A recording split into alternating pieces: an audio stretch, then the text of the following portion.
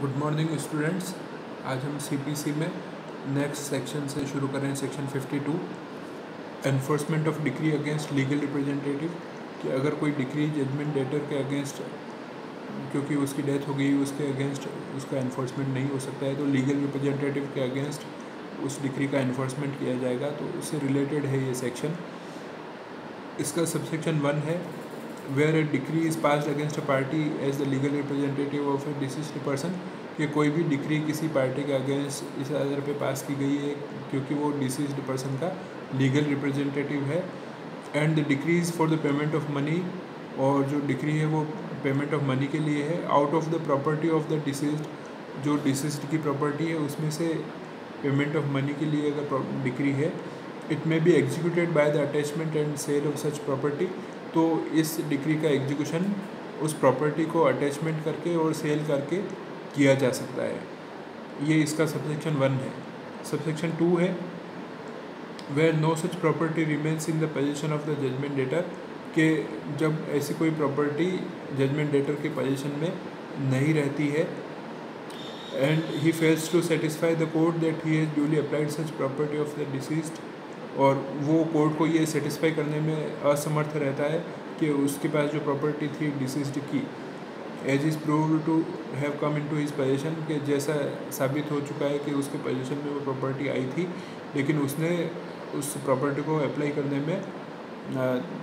Use नहीं किया है उसको। The decree may be executed against the judgment debtor, तो उस केस में डिक्री जो है वो जजमेंट डेटर के अगेंस्ट एग्जीक्यूट की जा सकती है to the extent of the property in respect of which he has failed so to satisfy the court, के उस प्रॉपर्टी के लिए जिसके लिए वो कोर्ट में मतलब उस पार्टी कोर्ट को ये साबित सेटिस्फाई नहीं कर पाया है कि वो प्रॉपर्टी उसने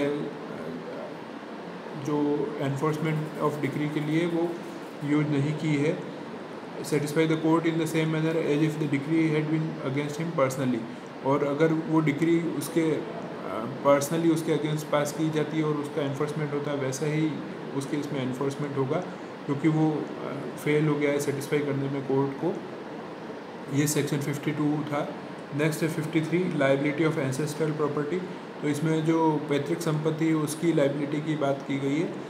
for the purpose of section 50 and 52 के, सेक्शन 50 और सेक्शन 52 के लिए property in the hands of a son और other descendant,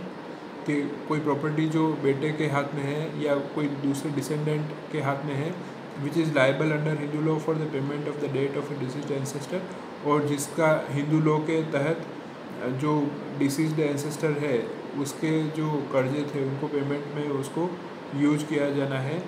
in respect of which a decree has been passed, और जिसके संबंध में डिक्री पारित कर दी गई है, shall be deemed to be property of the deceased which has come to the hands of the son or other descendant as his legal representative, तो उस केस में वो प्रॉपर्टी इसी तरह से मानी जाएगी डिसीज्ड की, जो सन या दूसरा डिसेंडेंट है उसके हाथ में एज ए लीगल रिप्रेजेंटेटिव उसके हाथ में वो प्रॉपर्टी आई है, और उसकी लाइबिलिटी उसी तरह से बनेगी जैसा हमने पिछले सेक्शन में लिया था सेक्शन 52 में। तो सेक्शन 53 एंसेस्ट्रल प्रॉपर्टी की लाइबिलिटी के बारे में है। नेक्स्ट है सेक्शन 54 पार्टीशन ऑफ एस्टेट और सेपरेशन ऑफ शेयर, इसमें एस्टेट को पार्टीशन करने का और शेयर को सेपरेट करने का प्रोविज़न है। Where the decrees for the partition of an undivided estate, कि जब कोई डिक्री है और उसमें ये ऑर्डर किया गया है कि कोई अनडिवाइडेड एस्टेट था उसका पार्टीशन के बारे में है decree, assessed to the payment of revenue to the government, और उसमें ये है कि जो रेवेन्यू पेमेंट जो एसेस किया गया है वो गवर्नमेंट को पेएबल है, और for the separate position of a share of such an estate, या फिर उसको सेपरेट पोजीशन उस शेयर का उस एस्टेट में लेने के लिए अगर डिक्री है। The partition of the estate और the separation of the share, तो उस केस में जो एस्टेट का पार्टीशन करना है या फिर शेयर को सेपरेट करना है, shall be made by the collector, तो उस केस में ये काम कलेक्टर या any gazetted subordinate of the collector deputed by him in this behalf, या फिर कोई दूसरा गजेटेड जो कलेक्टर के सबऑर्डिनेट इस काम के लिए डेप्यूट किया गया है उसके द्वारा ये किया जाएगा। In accordance with the law के अकॉर्डिंग उसको किया जाएगा। If any for the time being in force, जो टाइमिंग एनफोर्समेंट में है लॉ उसके अकॉर्डिंग किया जाएगा। रिलेटिंग टू द पार्टीशन, जो पार्टीशन से रिलेटेड लॉ है, और the separate position of shares of such estate, या फिर सेपरेट पोजीशन शेयर्स का